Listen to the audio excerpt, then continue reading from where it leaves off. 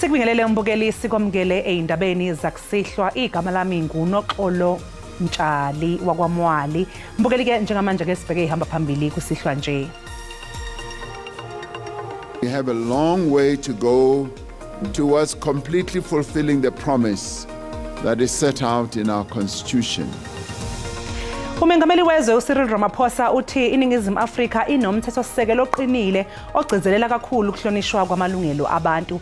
Ubekhuluma engqungqutheleni yokubungaza iminyaka engamashumi amathathu yenkululeko eBoksburg.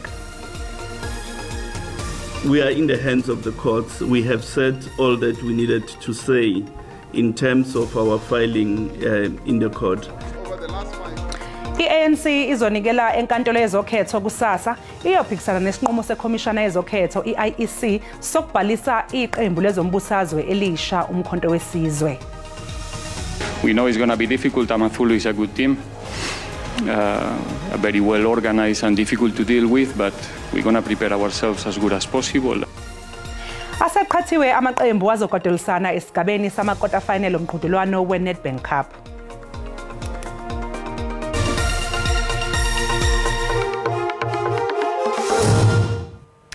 Inhloko yamajaji uRaymond Zondo uthi selokhu angena kwezomthetho eminyakeni engamashumi amabili nesikhombisa akukho noyedwa ungqongqoshe noma ilungu likahulumeni asebake bazama ukumcela ngasese ngokuthi aqambukele eindabeni zamacala. Ubephawula maqondana nokuyimela kweinhlakaza behluleli eningizimu Afrika njengoba izwe nje lihlanganisa iminyaka engamashumi amathathu kwashicilelwa usomqulu womthethosisekelo ohambisana namalungelo abantu. Umehluleli uRaymond Zondo osezothatha umhlala phansi maduzane uzishaya isifuba ngokuthi eminyakeni yakhe eminingi kangaka esenkundleni yezomthetho akanawo ugcobho ogxambukela ekusebenzeni nasekuzimeleni kwezinhlakazi ezabehluleli nakuba zikhona izinselelo esibhekene nalomkhakha. I have finished 27 years on the bench and not once have I ever had any minister, president or official phone me or ask for a meeting to discuss how a particular case should be decided. But we have serious challenges when it comes to institutional independence. Umengameli wezwe uCyril Ramaphosa owethule inkulumo yosuku kulombuthano ugcizelele ngokuthi kuningi osekwenziwe ngokuqiniswa kohlelo lwamalungelo abantu. We have a long way to go towards completely fulfilling the promise that is set out in our constitution. And Chief Justice, you're absolutely right. It would have been apt for the three arms of the state to present a report on how far we have gone in the past 30 years to advance the rights of ordinary South Africans. Uzondo osezobeka phansi izindambo nguyena ohole isigcawu sekhomishana eyayiphenya ngokuqhwagwa kwamandla ombuso idlanzana. Akanako uxhamazela ngokuthi ke akukho noyedwa osekwabhekana nomthetho kulabo abachaphazeleka embikeni wakhe. Le ngqungquthela eqhubeka eBoksburg izophothulwa ngolwesithathu.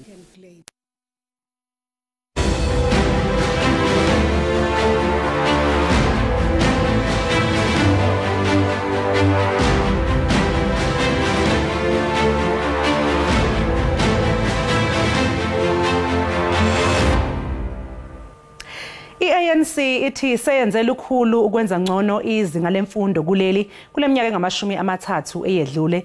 Lokhu ikusho nje ucwaningo liveza ukuthi sesifinyelele ku-81% isibalo sabafundi abangaqondi lokho abasuke bekufunda kuleli. Izingane zidla imbuyangothi zishayeka kakhulu ngengqalasizinda izikole engekho esimweni okuminyana emagunjini okufundela okuyayiholela ekutheni iqhubeke ukuvuleka kwegebe lokungalingani kuleli. Kwesinye isikhathi lezi ingane zisuke emalokishini zilibangise ezikoleni ezisemadolobheni ukuyofuna imfundo engcono. I-ANC ithi ayibukelwa phansi imfundo ezikoleni zomphakathi. Public schools wherever. There are schools in rural areas which performs even far better than schools in urban areas. And of course, it's not competition, it's a whole lot of factors, but there has been a lot of change over the last 30 years. Elinye ilungu lesigungu esiphezulu se-ANC uPaxstar ulithi bakwazile ukuqinisekisa ukuthi liba ngcono izinga lemfundo kuleli ngokuqeqesha othisha ngendlela efanele. The cornerstone of our educational achievements lies in the unwavering dedication and professionalism of our teachers. Through initiatives such as Funza Lushaka Bursary Scheme, which has produced an average 4,300 graduates annually since 2013. Just feel free to approach us. Nakuba ziya ngokuqonga izingqinamba emkhakheni wezemfundo, iqembu elibusayo ANC lithi lizosebenza ngokuzikhandla ukufeza izethembiso kwezemfundo ezikusomqulu weqembu wezethembiso zokhetho. I-ANC izonikela enkantolo yezokhetho kusasa iyophikisana nesinqumo sekhomishana yezokhetho i-IEC sokubhalisa iqembu lezombusazwe elisha umkhonto wesizwe. Uma i-ANC ke mbukela iphumelela lokho ke kuyosho ukuthi MK angeke ke ibe ingxenye yokhetho likazwelonke kulonyaka. I-ANC ifuna ukubhaliswa kweqembu lezombusazwe elisha i-MK kuhlonzwe njengokungekho emthethweni. Iqembu elibusayo lithi iphini lenhloko yekhomishana yezokhetho ayizange ilandele imigudu efanele ngesikhathi yemukela isicelo se-MK ebesikade sichithiwe ngaphambilini. Umhlaziyi wezomthetho uBenedict Phiri uthi leli cala lizonikeza i-ANC inkinga. In turns to the merits of the review, the IEC explains that it utilizes this process for practically, any political party that seeks to be registered whose application is not entirely compliant but is substantially compliant, and it gives effect to substance over form in this particular instance, and those applications are improved, and they are improved on the basis that it is giving effect to the right to form a political party in the country. Inhloko yekhomishana yezokhetho ithi konke sekusezandleni zenkantolo. We are in the hands of the courts. We have said all that we needed to say in terms of our filing in the court.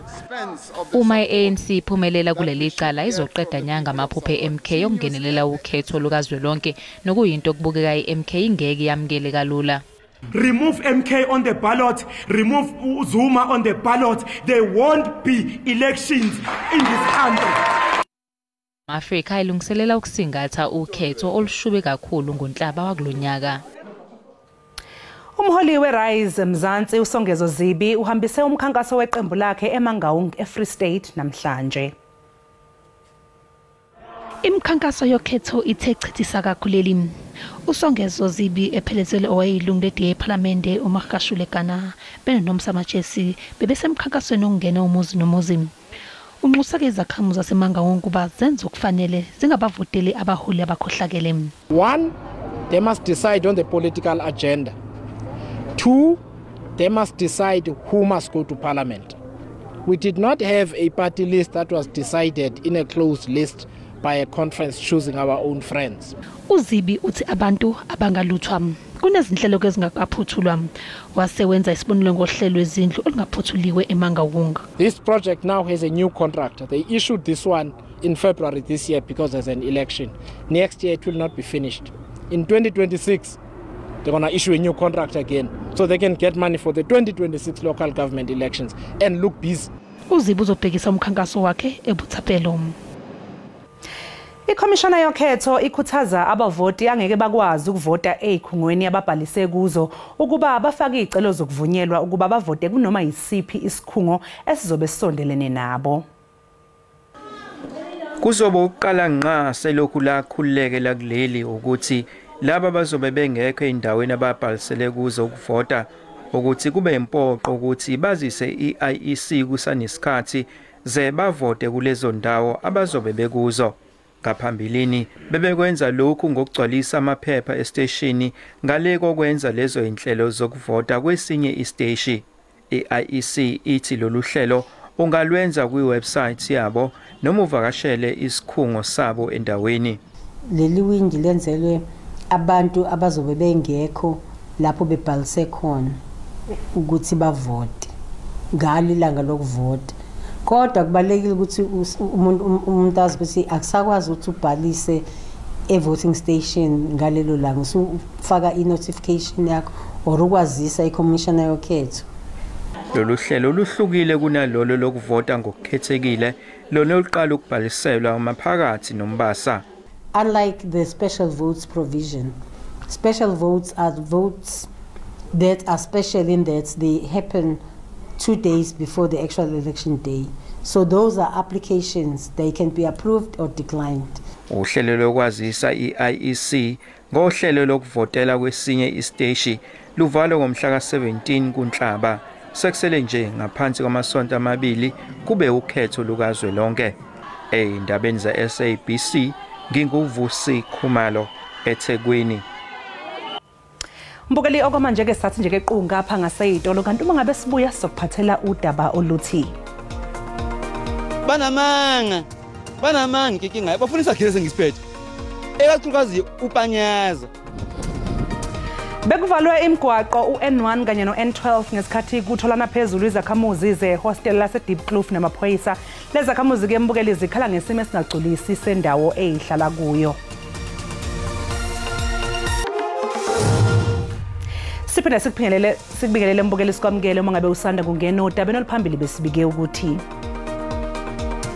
iqalile ingqungquthela yokubungaza iminyaka engama-30 yenkululeko eBoksburg. Mbukela sikhumbuze ukuthi lezi ndaba zikhona na ku-YouTube kanjalo no-SABC Plus. Ngena kuzo nje uyicinge ngamagama athi SABC Izindaba na kanjani uzoyithola. Umsolwa wesibili ecaleni lokubulawa komculi we-hip hop uKenan Forbes obedume ngelika aka benomngane wakhe uTibelo Tibbs Mthwane uthi washaywa amaphoyisa amphoqa ukuba avume icala ngalazi. Encwadini efundwe ummeli kaLindani Ndimande kubhalwe nokuthi iNIU yasabisa ngokubulala yena kanye nomndeni wakhe uma engayivumi lezi insolo.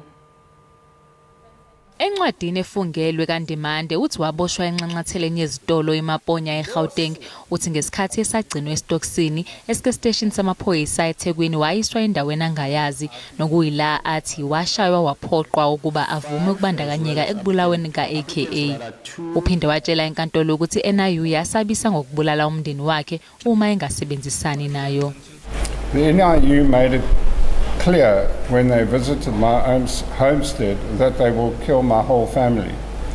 In effect, members dressed in black balaclavas with their faces covered except their eyes came in to search for me. iNPA icele inkantolo ukuba ichithe uhlu lwamacala ezelamani zakwaNdimande eziboshwe eSwatini ngalo leli cala njengoba ukuphutshuka kwalo kungahambisani nomthetho wokushushiswa kwamacala. The actual document that was handed in court, how would you tell if the copy is not certified that the document that is being handed in this court is the actual document that was handed in that court? Imantshi Lawrence Hlatshwayo ubuze uVolmerens ukuthi wawathola kanjani lamaphepha. Every one of the news houses that they represent, as well as the numerous other journalists present, all know about the charge sheet and probably have possession of it. It's a public document. Lesicelo sebhayili sizoqhubeka kusasa. Umsolwa wesibili ecaleni lokubulawa kaSenzo Meyiwa uBungantanzi uthi wasatshiswa ukuze angayithi vu eyokubulawa kwalonozinto. Kuthiwa ke ngesikhathi egonyuluka kwesibili waphinde wabalula negama lowabeke eyintombi kaMeyiwa uKheli Khumalo njengomunye wabantu abacija itulo lokusoco nguMeyiwa. Uphinde kwavela eminye imininingwane malungana nemzuzu yokugcina ngaphambi kokusocongwa kaSenzo Meyiwa. Kuphindeke kwabalulwa igama lowabe eyintombi kaMeyiwa uKheli Khumalo ngesikhathi uNtanzi egonyuluka. Karos and Ntokoziseni Mapisa then called Kheli Khumalo. They told her that they were all right. We all then left in the Polo Vivo. Kube sechazwa ukuthi kwenzekani sebengaphakathi. I believe Karos was told where whatever he was looking for was. Karos was about to open something when Senzo Majewa stood up. There was then a scuffle between them and Karos, between him and Karos, my apologies. During this intense scuffle, Senzo took a chair and hit Karos with it. Dalulwa ukuthi uKheli Khumalo wabamba qhazalini ngesikhathi abahlaseli sebengaphakathi endlini. Kelly Kumalu was the one who directed Karos where the thing was, which he wanted to take. During the scuffle, Karos fired 2 shots. I did not see where Senzo was hit. Ilicala lizoqhubeka ngolwesithathu kunika abameli babasolwa ithuba lokucubungula ubufakazi obuzokwethulwa ufakazi abathathu abalandelayo abazobizwa umbuso. Bekuvalwe imigwaqo uN1 kanye noN12 ngesikhathi kutholana phezulu izakhamuzi zehostela laseDeepkloof kanye namaphoyisa. Lezi zakhamuzi zikhala ngesimo esingagculisi sendawo ezihlala kuyo.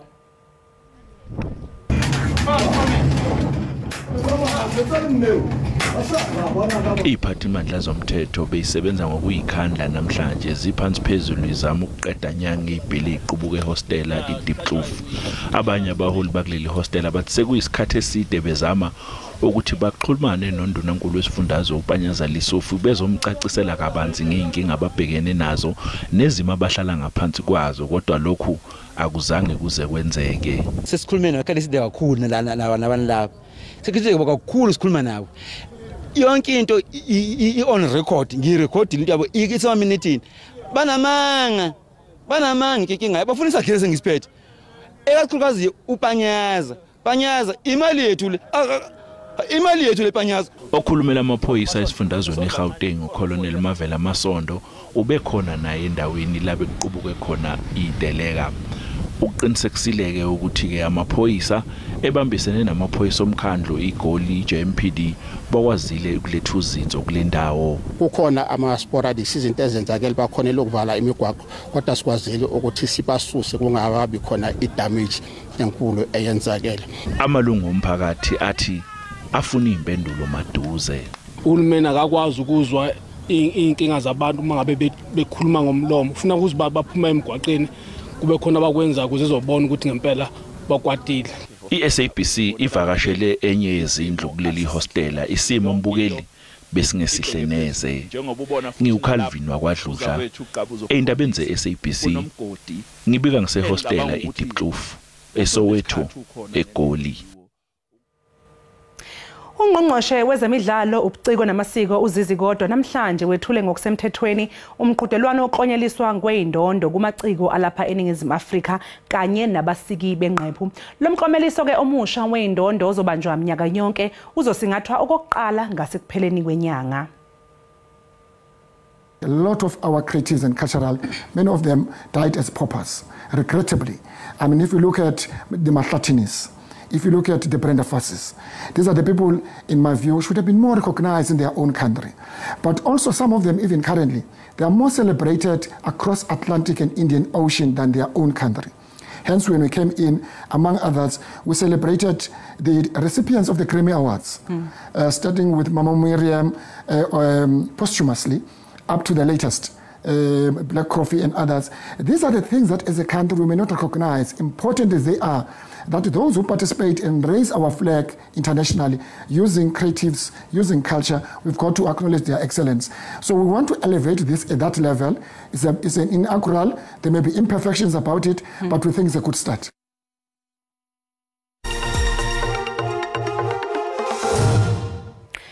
Kanti ke mukeli mangabe sesibheka kwezemidlalo aqhathiwe amaqembu ayisishiyagalombili esigabeni sokuhlungela owandulelwe amanqamu emqhudelwanweni weNedbank Cup ka-2024. Mbukele ke sizwe ke kulombiko olandelayo ukuthi lamaqembu aqhathwe kanjani. Ngikubingele mbukele emakhaya ngiphinde ngikwamukele isimo sezulu sanamhlanje kusihlwa ke sibethe simi kanjani ngeze khona leza imvula ehambisana nawo kumoya bandayo ezingathena singasho nje ukuthi umkhemezelo ethana ukuthi nje iqiniseke khona ke esifundazweni iKwaZulu Natal kuyana kanjalo esifundazweni eGauteng kepha ke izulu uthanda ukuthi nje liphenge kakhulukazi ngempela khona ke esifundazweni iWestern Cape. Kanti ke kusasa ngaphinde futhi silindele ke nje lwa mkhemezelo uthanda ukuthi uqiniseke nje kakhulukazi ngempela khona ke eGqeberha ko Eastern Cape kuyana kanjalo khona ke esifundazweni iKwaZulu Natal ngaphinde futhi silindele ke futhi ke nje lezi mvula esingathena khona ke esifundazweni eGauteng lithanda ukuthi nje limboze ngamafu kakhulukazi ngempela khona ke lapha eEastern Cape kuyana kanjalo esifundazweni iWestern Cape. kanti ke amazinga okushisa kusihlwa ami kanje masibheke nje ngempela khona ke lapha neKapa lodumo lithanda ukuthi nje lishisa ke namhlanje ebusuku ngo-19 lishise njalo nakhona ke Appington singawulindela nje u23 nakhona ke Gold Soweto kaNdonga siyaduma limi nje ku18 kanti ke khona ke Ladysmith singawulindela nje u17 masibheke khona ke ngempela phana ko Richards Bay singawulindela nje u22 kanti ke nakhona ke eThekwini singawulindela nje u22 liyashisa ke namhlanje ebusuku lishise njalo ke nakhona ke Gqeberha namhlanje ebusuku singawulindela nje u20 kanti ke kusasa ke izulu limi kanje masibheke ngempela khona ke koKapa lodumo lashisa ngempela ngo29 lishisa njalo ke laphana ko Appington limi nje ku38 kanti nakhona ke Goli liyashisa ngempela njengoba nje siulindela ngempela ke nje u32 kuyana kanjalo ke laphana eMelo lithanda ukuthi nje lifudumale ke ngo26 shise njalo ke khona ngempela laphana eMnambithi ngo30 kuyana kanjalo ke eMaritzburg koMbali singawulindela nje u27 kuyana kanjalo ke Richards Bay limi nje ku29 kanti ke eThekwini eClermont kwaMashu eMlazi kuyana kanjalo koNanda lithanda ukuthi nje lifudumale ngo26 lifudumele ke nakhona ke Gqeberha singawulindela nje u26 ngisibeka lapho ke isimo sezulu sanamhlanje kusihlwa mina ke nginto ngamadlamini ulangelihle ngoba libalele ngithi konke kufeziwe.